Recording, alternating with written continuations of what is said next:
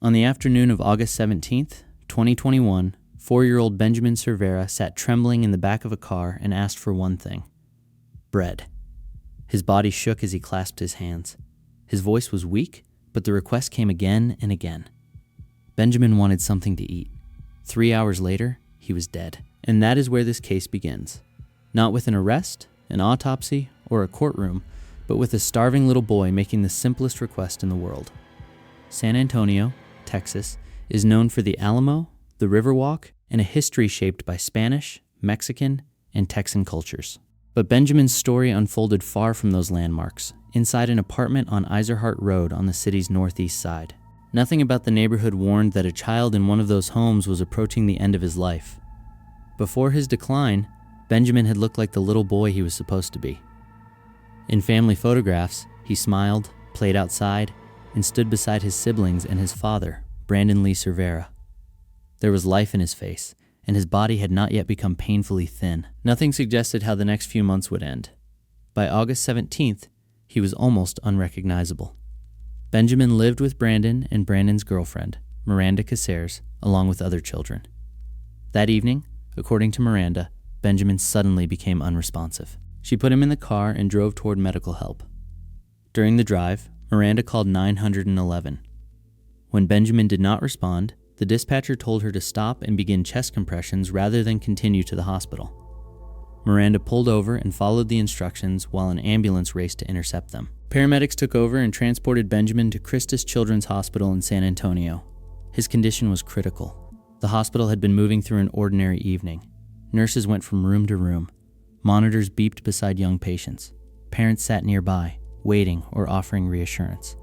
Then the ambulance arrived. Paramedics rushed Benjamin's small, motionless body through the emergency entrance. His skin was pale, and he showed no awareness of where he was or what was happening. The medical team acted immediately, transferring him to a gurney, checking for consciousness, supporting his breathing, and continuing attempts to revive him. Then they noticed the details. Benjamin wore only a disposable diaper soaked with urine. At approximately 28 pounds, he was severely underweight for his age. His ribs pushed visibly against his skin, and his eyes appeared sunken. And there were bruises. They marked different parts of his body and appeared in different stages of healing. Some looked recent. Others had faded into shades of yellow and green. Whatever had happened did not resemble a single injury from that evening. A 4-year-old had arrived pale and unresponsive, dressed only in a wet diaper. He was painfully thin, his eyes hollow, and his body covered with injuries that seemed to have occurred at different times. That does not look like a child who suddenly became ill. It looks like a child whose condition developed while adults were around him. The doctors and nurses kept working. Their first responsibility was to save Benjamin.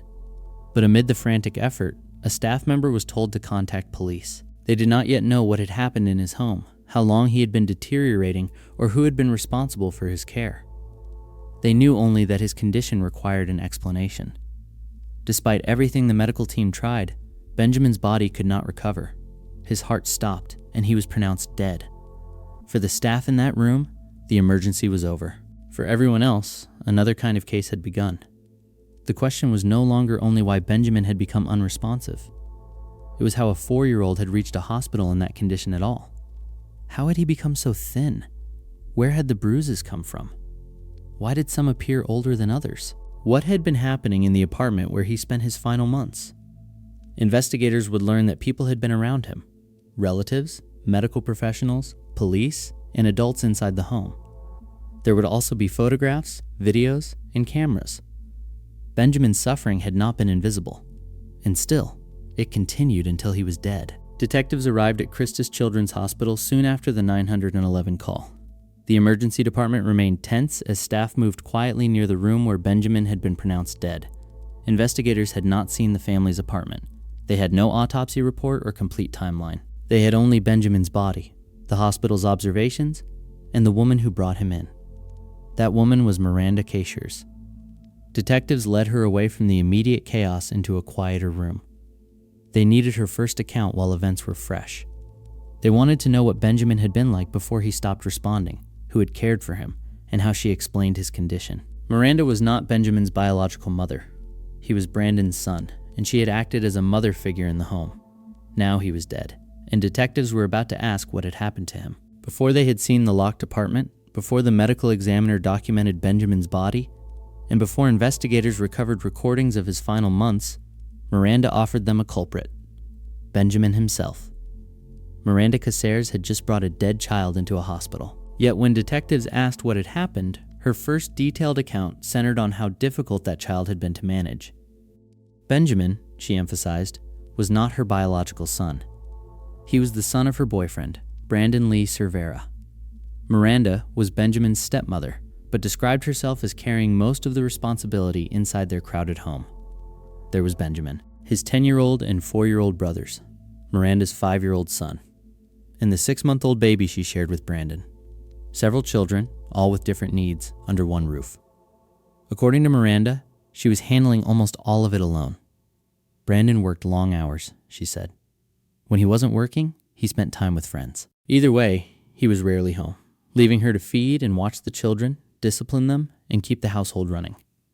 Miranda said she was exhausted. One detective asked whether, with a 6-month-old baby at home, she could be dealing with postpartum depression. Miranda said no. She wasn't depressed, she insisted. She was simply overwhelmed. Then her account shifted almost entirely onto Benjamin. She called him bad. He didn't listen. He cried constantly. He was difficult to control. There was a striking distance in how she described him. This wasn't a woman struggling to explain the sudden loss of a child. It sounded like a list of grievances against someone who had made her life harder. And Benjamin was 4 years old. Miranda then explained behavior she considered especially disturbing. She claimed Benjamin would reach into his diaper, remove his own feces, and eat it. She didn't understand why. To her, it was another example of a child who had become impossible to manage.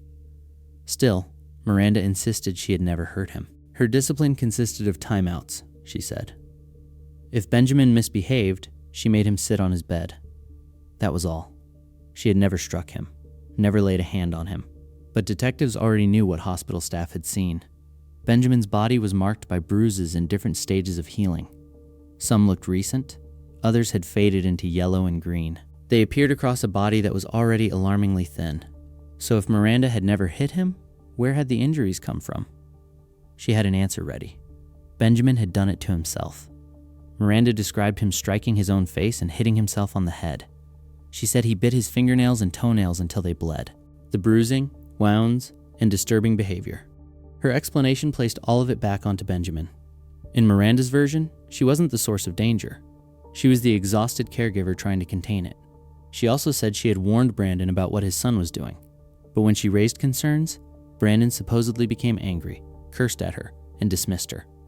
That detail mattered. Miranda wasn't only denying abuse. She was presenting herself as the adult who noticed a problem and tried to get Benjamin's father to take it seriously. Then she did something detectives probably didn't expect. She reached into her pocket and pulled out her phone.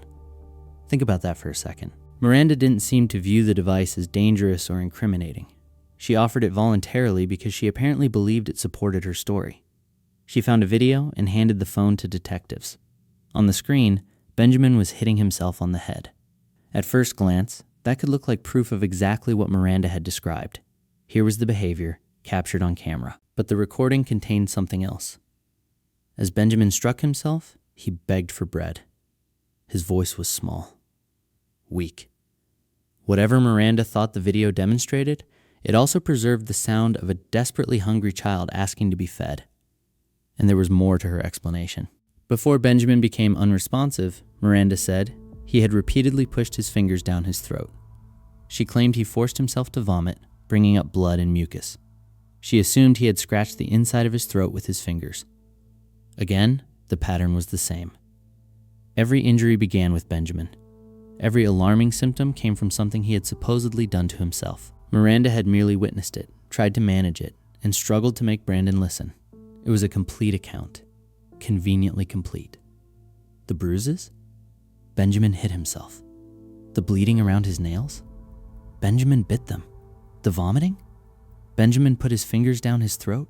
The chaos inside the home? Brandon left Miranda alone with too many children. And the video on her phone? In her mind, apparently, that was proof.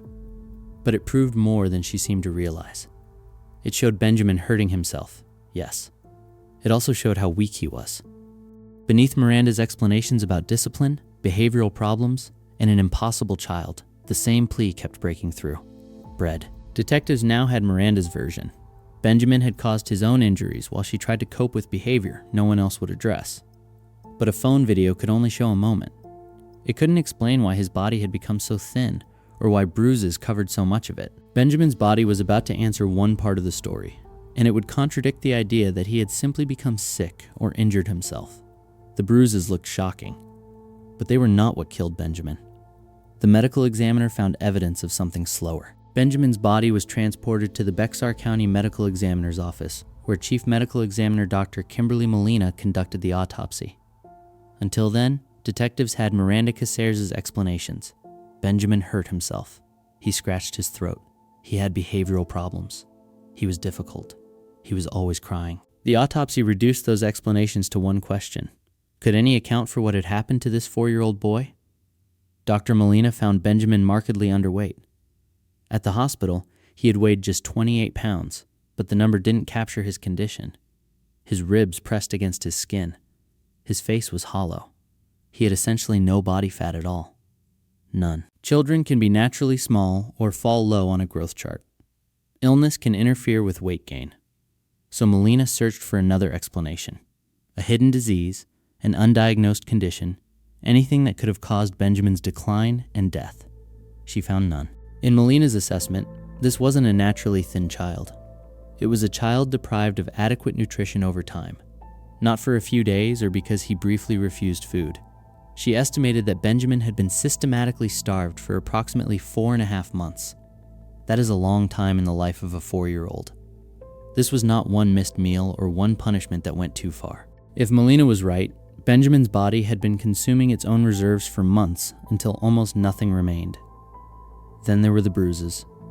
They covered his arms, legs, and torso, with injuries on his scalp and the back of his head. Some were fresh. Others had faded into different colors, showing they were inflicted at different times. Miranda told detectives Benjamin caused the injuries himself. She said he struck his face, hit his head, and bit his fingernails and toenails until they bled. She even showed them a recording in which he appeared to hit himself. But one video could not explain the pattern Molina saw on the autopsy table. In the pathologist's opinion, a child of Benjamin's size, and in such a profoundly weakened condition, could not have inflicted that range of injuries across his own body. The number, location, and varying ages of the bruises pointed away from a single episode of self-harm. Still, the bruising had not killed him. Molina found no fatal blunt force injury. There was no single blow that ended Benjamin's life. No sudden assault investigators could isolate as the moment everything became irreversible. That was almost harder to comprehend. Benjamin had died from starvation. The finding changed the investigation. Detectives were no longer examining only a collection of bruises. They were looking at an extended process. Months in which a child was allegedly denied enough food to survive. Such a process requires conditions. Access to food had to be controlled. Benjamin had to remain somewhere his decline could continue. The adults around him had to see him getting thinner and weaker. Investigators turned to where he had spent his final months, the family's apartment on Iserhart Road, on the northeast side of San Antonio. They obtained a search warrant and went inside. At first, the apartment did not match the horror revealed by the autopsy. The living room was tidy. The kitchen was clean. The master bedroom was orderly and well maintained. There was no immediate chaos, no obvious sign that a child had been wasting away inside. Then detectives examined how the home functioned. The refrigerator had a lock. So did the pantry. The kitchen cabinets were secured too. Every main source of food could be placed beyond a child's reach. After the medical examiner concluded Benjamin had starved to death, those locks were not a minor household detail. They provided a possible mechanism. Food was present, but access could be controlled. That control did not end in the kitchen. The children's bedroom had a lock mounted outside the door, positioned not to keep anyone from entering, but to prevent the children inside from getting out. When detectives opened the door, the smell of urine hit them. Benjamin's siblings had beds with duvets and pillows. Benjamin did not. His sleeping place was a bare, urine-soaked mattress, separated from the comfort given to the other children in the same room. Then detectives noticed the cameras. One was mounted on the wall, its lens directed toward Benjamin's mattress. Another was inside the closet. Whatever happened in that bedroom had not been hidden from the adults by distance or ignorance. The room was set up for sustained observation. This didn't look like one impulsive punishment. It looked like a system. The autopsy supplied a medical cause of death. The apartment supplied a physical system that could explain it. Food was secured behind locks. Benjamin could be confined behind a locked door. Cameras watched the bare mattress where he slept. But those cameras had not merely watched Benjamin. Their hard drives had preserved what the adults in the apartment apparently never expected a jury to see. Most abuse cases leave investigators trying to reconstruct private moments. In Benjamin's case, the home itself had been recording them. Detectives knew Miranda had videos. At the hospital, she had voluntarily shown them footage of Benjamin striking himself while begging for bread. But once investigators obtained a search warrant for her phone, they were no longer limited to the clip she had chosen. They could see the rest. Together, the videos and photographs formed a timeline of Benjamin's deterioration across weeks and months. His body grew thinner, his face more hollow, and his requests for food harder to ignore. One video was made on August 17th, the day Benjamin died. Sitting unsecured in the back of Miranda's car, his frail body shook. He clasped his hands and repeatedly asked for bread. "I want some bread." From the driver's seat, Miranda dismissed him. "No, chill out." Roughly 3 hours later, Benjamin would be pronounced dead at the hospital. But the phone had captured him conscious, speaking, and asking for what his body had been deprived of for months. And Miranda kept filming. In another recording, Benjamin rocked back and forth, hitting himself in the head and face as his body trembled. He pleaded for bread, then water. What Miranda had presented as proof that Benjamin injured himself was now visible in context. A severely underweight child begging for food and drink while the adult behind the camera watched. Another clip went beyond observation. Benjamin was made to eat breadcrumbs from the bathroom floor without using his hands, lowering his face to reach them. The food was tiny in amount. The humiliation was not. Then detectives found the hand sanitizer video. Benjamin was made to drink it. The alcohol burned his mouth and throat. His body shook as he waved his hands frantically in front of his mouth and sobbed for water. Again, Miranda's voice could be heard. There were more clips. In one, Benjamin punched himself in the face while sitting in a vehicle. In another, he did not ask Miranda for food. He begged his father, Brandon. That distinction mattered. Miranda may have held the phone for many recordings, but Benjamin's hunger was not confined to Brandon's absences. His son asked him directly. The photographs filled in the rest. Some showed Benjamin with bruised, swollen eyes, his face barely recognizable. Others documented a slower change, narrowing arms, increasingly pronounced ribs, and the fullness disappearing from his face. The bright expression of a healthy child gave way to vacant exhaustion. Investigators could not dismiss this as a misunderstanding. Benjamin's decline had been photographed repeatedly, and his hunger recorded in his own voice. The evidence did not come from one witness remembering events after his death. It came from inside the home, and the phone was only one source. Searching the apartment, detectives seized hard drives connected to security cameras. One camera aimed directly at Benjamin's bare, urine-soaked mattress. Another was inside the closet. These fixed cameras expanded the timeline, capturing what happened when no one stood nearby with a phone. Footage showed Benjamin climbing and stretching toward the locks, securing the refrigerator and pantry, trying to reach food he could see but not access. Other recordings showed him searching for a way around the barrier at the children's bedroom. The cameras were supposedly there to monitor him. What they preserved was a child repeatedly trying to solve the same problem. How could he get something to eat? Behind the closed bedroom door, Benjamin cried for water and milk. In another clip, he searched the trash and retrieved an empty snack bag, though there was nothing useful inside. It was a small act that made his hunger almost impossible to misunderstand. A 4-year-old was searching garbage for traces of food while the refrigerator, pantry, and cabinets remained secured. Brandon's voice also appeared in the surveillance footage. In one recording, he threatened Benjamin when the boy continued crying for more bread. Investigators now had more than the apartment's physical layout and Miranda's videos. They had Brandon inside that environment, responding to the same pleas. 4 days before Benjamin died, a camera captured Miranda speaking to Brandon on the phone, her voice sharp and frustrated. "I can't take it anymore." He starts yelling and screaming and throwing himself because he wants bread. Benjamin was crying for bread. Miranda knew it. Brandon knew it.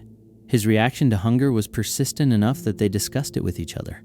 And still, the recordings continued. That returns us to the question hanging over the case. Benjamin's condition was neither invisible nor undocumented. Cameras watched him attempt to reach locked food. A phone recorded his shrinking, shaking body. Both adults responsible for him heard his pleas. So who knew? And who had the power to stop it? The final recording in this sequence came from the night before Benjamin died. Inside the locked bedroom, he wailed. The camera remained fixed on the place where he was confined, preserving the sound but offering no help. By the following evening, Benjamin was dead. The recordings transformed his hunger from an inference into something repeatedly seen and heard. They also placed Miranda and Brandon inside the environment where he begged for food. But the cameras could not explain every punishment. For that, detectives had to ask the children who had been trapped inside the same home. Benjamin's older brother had seen what the cameras missed. He had also learned that trying to help could bring Miranda's attention onto him. When detectives spoke with the 10-year-old, he described punishments that went far beyond locking up food. He said Miranda forced Benjamin's mouth open and poured in hand sanitizer or hot sauce. Benjamin would gag. He would cry. He would wave his hands around his mouth, desperate for relief. And then there was something Miranda allegedly called flip-flop. It sounded like the name of a children's game. It wasn't. According to Benjamin's brother, Miranda would throw the 4-year-old into the air and then let him fall. Benjamin would hit the floor and cry in pain. The boy also described what he called nasty water. When Miranda was angry, he said, she would scoop urine out of the toilet, put it into a cup, and force Benjamin to drink it. Think about what that tells us. Food and water were not simply withheld.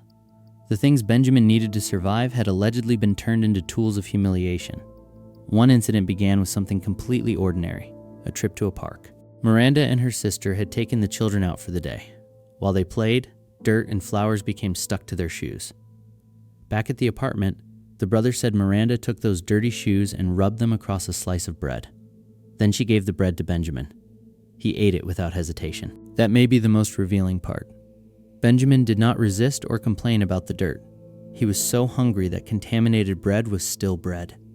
His brother also alleged that Miranda hit Benjamin with a belt. Sometimes she struck his bottom. Sometimes she missed and hit his lower back. This was the world inside the apartment. Punishments disguised as games, filth presented as food or water, and a child learning that even an attempt to help his brother could make things worse. But the warning signs had not stayed behind that locked bedroom door. Brandon's sister, Candace Irene Sanchez, had cared for Benjamin for roughly 6 months in 2020. Back then, she remembered him eating normally and growing normally. By the summer of 2021, however, Brandon was telling her that his son was hurting himself, putting things into his ears, hitting his head against walls, and biting his fingernails. He also said Benjamin was constantly eating and searching for food. That detail did not make sense to Candace. If Benjamin was being fed, why was he always hungry? She later described going into mama bear mode. Something was wrong, and she was concerned. Approximately 1 month before Benjamin died, a relative contacted police and requested a welfare check. The report was direct. Benjamin was covered in bruises, he was starving, and he needed help. Officer Oliver Perez was assigned to the call. Perez entered the apartment and found Brandon in the kitchen. Then Benjamin appeared. His eyes were darkened and swollen. Bruises were visible across his head, torso, and arms. Gauze covered his right ear.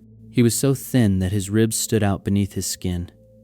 And when Benjamin approached the officer, he quietly asked for animal crackers. Perez took out his phone and photographed him. Benjamin smiled for the camera. He turned his head from side to side as if posing. Then he flexed his arms. That image is hard to shake. A visibly injured 4-year-old, standing in front of a police officer, smiling and flexing because perhaps he thought that was what he was supposed to do. Miranda offered the same explanation she would later give detectives. Benjamin had caused the injuries himself. She claimed he banged his head against walls and the floor, poked his eyes, and injured his own ear. She said she intended to take him to a doctor. Brandon supported that account. His son had behavioral problems, he said. Benjamin got up during the night, entered the kitchen, and ate. Again, hunger was being presented as misconduct. Perez looked around. The refrigerator contained food. He noticed the locks on the refrigerator and pantry, although his report stated that they were not secured at that moment. Nothing prevented the adults from pointing to the stocked kitchen and saying food was available. Emergency medical personnel were called to examine Benjamin. His vital signs came back normal. But normal vital signs are a snapshot, not a guarantee that a child is safe. They could not explain the bruises, the swollen eyes, the bandaged ear, or the ribs visible through his skin. Benjamin was asked what had happened to his eyes. He repeated the adult's explanation. He had poked them. Was that the truth? Was it the answer he had been taught? The later account from his older brother adds another disturbing possibility. He said he had once seen Benjamin strike his head against a wall, but only after Miranda told him to do it. Perez was instructed to contact Child Protective Services and complete a report. The expectation was that the information would lead to a fuller investigation later. Benjamin remained in the apartment. The welfare check proved that police had seen him alive while he was visibly thin and injured. Concern had reached extended family. An officer had entered the home. Photographs had been taken. Medical personnel had examined him. A report had been initiated. 1 month later, Benjamin was dead. So the question was no longer whether warning signs existed. They did.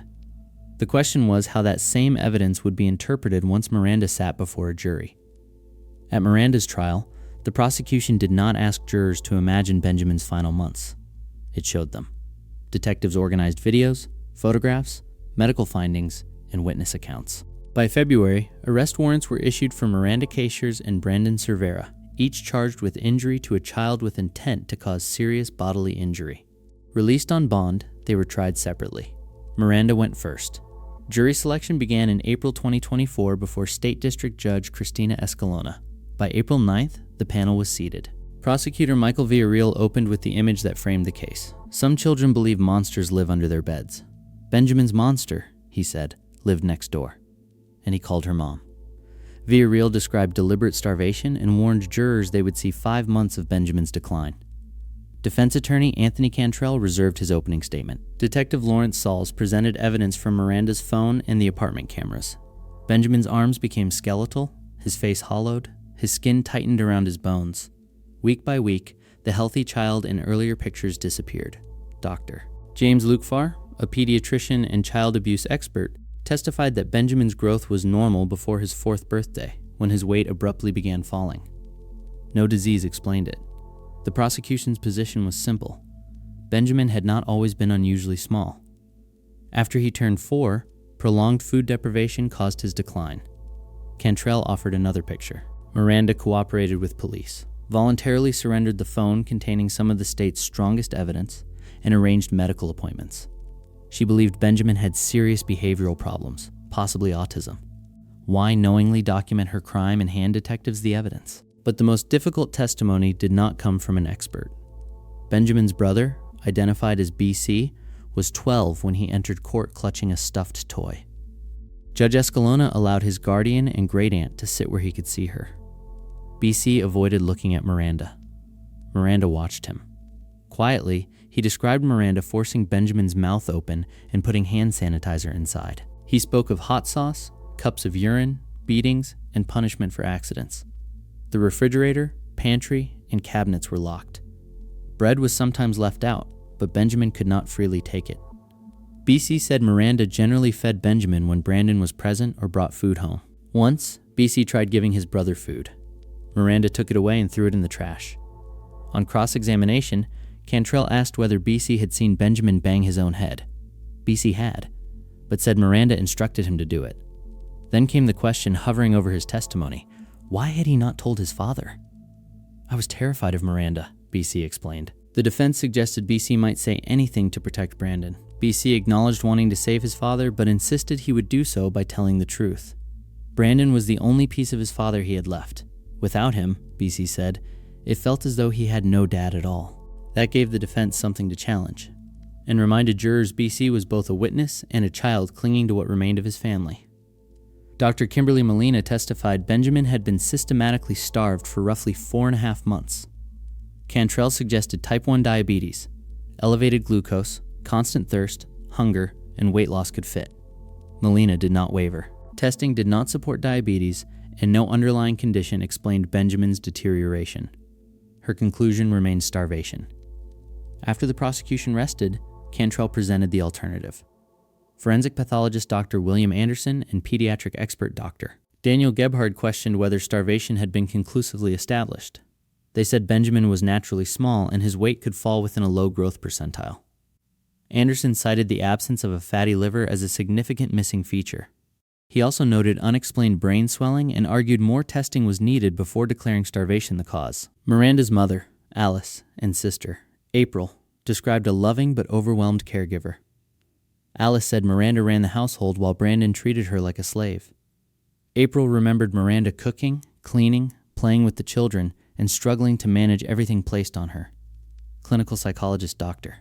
Joanne Murphy suggested Benjamin's crying, self-harm, and behavior might indicate autism, but she had never reviewed his medical records. Her opinion came from photographs and interviews. Judge Escalona limited her testimony. By closing arguments, the divide was clear. Cantrell accused investigators and prosecutors of tunnel vision, arguing they had forced a tragic medical death into a criminal theory. The prosecution returned to details requiring no diagnosis: locks on the refrigerator and pantry, a lock on the children's bedroom, recordings of Benjamin begging, and Miranda's own voice answering him. The jury deliberated for less than an hour. Miranda Casarez was found guilty of injury to a child causing serious bodily injury. She showed no visible reaction. The jury accepted the prosecution's central account. Benjamin's condition was not an unexplained medical tragedy, and Miranda bore criminal responsibility for the serious harm done to him. Guilt had been decided. But Miranda was about to take the stand and redirect the blame toward the one adult who still had his own trial ahead of him. During the punishment phase, Miranda finally cried in front of the jury. She still did not accept responsibility for what happened to Benjamin. Facing possible life, her attorney, Anthony Cantrell, asked for 10 years or less, preserving a chance of probation. He described her as quiet and decent, a mother who scheduled medical appointments and tattooed Benjamin's birth and death dates on her arm. Then Miranda took the witness stand. She spoke about growing up in Pleasanton, being raped when younger, turning to self-harm, and moving in with Brandon. She said Benjamin had grown close to his new stepbrothers. Speaking about Benjamin, she said, "I love taking care of him." Miranda claimed the videos and photographs documented Benjamin's behavior for Brandon and Child Protective Services, not trophies of abuse. She denied starving him or forcing hand sanitizer and hot sauce into his mouth. Instead, she blamed Brandon, claiming he controlled her, hit Benjamin, and dragged him through the apartment after toileting accidents. But prosecutors had a message from Miranda's phone to her mother. "I don't know how long I can take this. This fucking kid. My son can't sleep because of this little 5-year-old that everyone thinks is so perfect. I'm done. This kid needs a good one." Miranda denied those were her feelings. "Brandon," she said, dictated the words. The prosecution stressed that even after conviction, Miranda accepted responsibility for none of Benjamin's injuries. She insisted Brandon caused them. In closing, prosecutor Thomas D'Amico played another recording. Benjamin sat crying in darkness, asking for bread. Miranda told him he would not get any and needed to lie down. D'Amico put it plainly: when a child is hungry, you feed them. Cantrell asked for no more than 10 years. Jurors rejected probation but stopped short of life. Miranda Casarez was sentenced to 25 years in prison. Almost immediately, the legal focus moved to the second adult in that apartment, Benjamin Cervera. At his separate trial, a new jury saw the same photographs of Benjamin's bruised, frail body and the same videos. But this case asked a harder question. What had Brandon known, and what had he intentionally allowed? Prosecutor Michael Villarreal accused Brandon of withholding food and water, failing to obtain adequate medical care, and doing nothing while his son begged. Brandon's attorney, Jody Sawyer, challenged the conclusion that Benjamin had starved. Born prematurely, Benjamin could face health problems, she said, and more than 10 medical professionals had reportedly seen him before his death. If starvation was obvious, why had none stopped it? Officer Oliver Perez described a welfare check 1 month before Benjamin died. Benjamin had bruising around his eyes and torso and was so thin his bones were visible. Perez admitted what haunted him. He should have questioned Benjamin alone. He believed he could have done more. Dr. Kimberly Molina defended her finding of starvation. Benjamin's growth chart showed no growth during his final 10 months. At death, he had little to no body fat, no food in his intestinal tract, and macrocytic anemia. He had no thymus gland, which can occur when a child's body is under extreme stress. Sawyer pressed what was missing. Doctors had not reported a vitamin deficiency. Why not an arrhythmia or suffocation? Molina acknowledged those possibilities could not be disproved in the abstract, but nothing indicated suffocation or a fatal arrhythmia. She found a child who had stopped growing and lost nearly all fat reserves. Then Brandon's sister, Candace Irene Sanchez, testified. Candace cared for Benjamin for roughly 6 months in 2020, when he ate and grew normally. Shortly before his death, Brandon told her Benjamin was hurting himself, hitting his head, putting things in his ears, and biting his fingernails. He also said Benjamin ate constantly and always searched for food. That put Candace into mama bear mode. If Benjamin was fed, why was he always hungry? The prosecution had Brandon's messages. On August 12th, 5 days before Benjamin died, Brandon told Miranda that Benjamin had begged for bread all day. He said he had given him some, but Benjamin wanted more. Miranda replied that he should give him more bread. Brandon answered that Benjamin did not need dinner.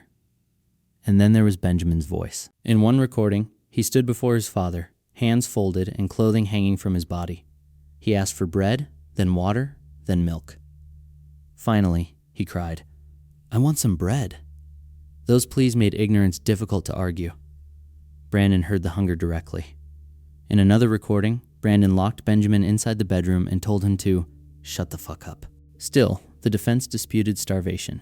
Dr. Daniel Gebhard, the emergency room physician who treated Benjamin the day he died, testified that he did not appear clinically cachectic, the medical term for extreme wasting of fat and muscle. Gebhard feared investigators had rushed to a conclusion and said it would be unfair to punish Benjamin's parents for something they had not done. The prosecution said Brandon knowingly maintained a home designed to keep Benjamin from food, locked cabinets, surveillance cameras, a secured bedroom, and repeated pleas he heard himself. The defense said imperfect parenting did not prove Brandon intentionally deprived his son, or that starvation killed him. Miranda had received 25 years. Now, responsibility was a harder legal question. This jury heard that Brandon knew about the hunger, saw the injuries, controlled the home, and still disputed that starvation had been proven. The first jury needed less than an hour. The second stayed out for almost 7, and returned with the answer almost no one expected. When the courtroom clerk read Brandon Cervera's verdict, the case split into 2 legally incompatible endings. One caregiver imprisoned, the other cleared. But before that verdict came down, the prosecution returned to a fact that had haunted this case from the beginning. Benjamin's suffering had been visible. Prosecutor Michael Villarreal told jurors that the system had failed Benjamin before his death. Not just once. At different levels, different people had encountered pieces of what was happening inside that apartment. Relatives had become concerned. Medical professionals had seen him. Police had entered the home. And 1 month before Benjamin died, Officer Oliver Perez had responded to a welfare check requested by Brandon's sister, Candace Sanchez. Perez saw the bruises around Benjamin's eyes. He saw the injuries on his torso. He could see the boy's bones through his skin. Benjamin quietly asked him for animal crackers. Emergency medical personnel checked the child, and his vital signs were normal. Miranda and Brandon said Benjamin injured himself. Benjamin repeated that explanation when asked about his eyes. Perez photographed him, completed a report, and was told to contact Child Protective Services. Benjamin remained in the apartment. At trial, Perez admitted that he wished he had done more. He believed he should have spoken to Benjamin alone, away from the adults whose explanation the child repeated. That regret did not establish Brandon's guilt. The jury still had to decide the charge using the evidence and the legal standard in front of them, but it revealed how close Benjamin had come to another possibility.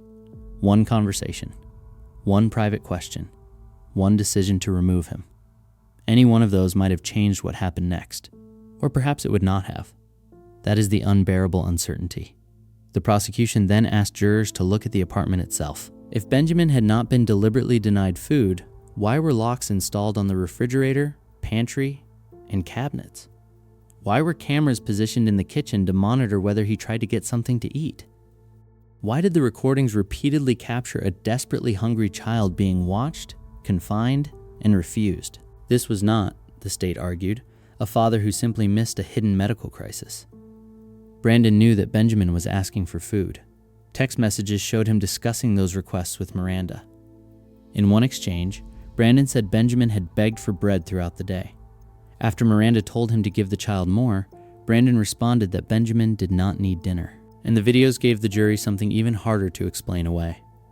Benjamin stood before his father with his hands folded, his clothing hanging from his shrinking body, asking for bread, water, or milk. In another recording, Brandon shut him inside the bedroom and told him to be quiet using language no frightened 4-year-old should have heard from a parent.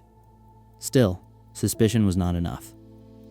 Failure was not automatically the crime charged. The state had to prove beyond a reasonable doubt that Brandon committed injury to a child as alleged in the indictment, including the required intent. That was where his defense concentrated its attack. Attorney Jody Sawyer argued that the medical examiner had not conclusively established starvation as Benjamin's cause of death.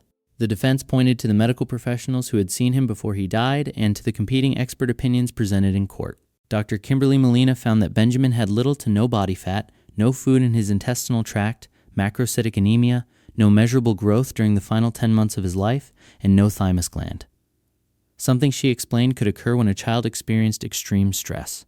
Other doctors disputed how those findings should be interpreted. Dr. Daniel Gebhard, who treated Benjamin on the day he died, said he did not consider the boy clinically cachectic. The defense also questioned whether other possible causes, including arrhythmia or suffocation, had been fully excluded. Sawyer was not asking jurors to find Brandon perfect. Her position was narrower than that. She argued that the state had not proved beyond a reasonable doubt that Benjamin died from starvation, and had not proved that Brandon intended to deprive his son of the food, water, medical care, or other necessities he needed. Two sides could look at the same locked kitchen, the same growth chart, and the same recordings, and tell the jury that those facts meant very different things. Then the jury left the courtroom. The deliberations lasted nearly 7 hours. That was far longer than the jury in Miranda's case had needed to convict her. As the hours passed, the courtroom emptied and waited. Then word came that a decision had been reached. People returned to their seats. The room slowly filled again before falling silent. The clerk read the verdict. Brandon Cervera was found not guilty of injury to a child as charged in the indictment. Brandon began to sob. He was released and allowed to leave court a free man. That acquittal meant the state had not proved its case against Brandon to the satisfaction of that jury. It did not erase the welfare check. It did not make the locks disappear. It did not answer why Benjamin repeatedly begged his father for food. And it did not transform every failure surrounding the child into something that had never happened. It meant one specific thing with enormous consequences. Brandon was not criminally convicted. Miranda's conviction remained in place. So did her 25-year prison sentence. The criminal cases therefore ended with one conviction, one prison term, and one complete acquittal. The outcomes may feel impossible to fit together, but the juries were not deciding one shared question. They considered different defendants, different theories of responsibility, and different evidence about conduct and intent. They also heard competing interpretations of Benjamin's physical condition. One jury concluded that the case against Miranda had been proved. Another found reasonable doubt in the case against Brandon. Outside court, District Attorney Joe Gonzalez publicly acknowledged Benjamin's tragic death. He also recognized the law enforcement personnel, prosecutors, investigators, victim advocates, and others who had worked on the case, saying the community would not forget Benjamin's loss. And Benjamin should not be remembered only through the final photographs shown to jurors. There were family pictures from before his body became evidence. In them, he was a young boy who smiled and played. Candace remembered caring for him when he ate normally and continued to grow. Before the locked bedroom, before the cameras, before every request for food became part of a criminal trial, Benjamin had a life that was not defined by his death. That is the version of him worth holding on to. But there is no single, clean account of responsibility at the end of this case. The verdicts resolved what the law would do to Miranda and Brandon. They did not resolve how so many warning signs could be visible without bringing Benjamin to safety. During the welfare check, he asked for animal crackers. A month later, he was begging for bread. Somewhere between those two requests were relatives, doctors, police officers, cameras, reports, locked doors, and the adults inside his home. The question left behind is not only who saw what was happening, it is which intervention, on which day, might actually have brought Benjamin out alive. Tell me in the comments where you believe the decisive failure occurred, and subscribe for more dark crime storytime episodes.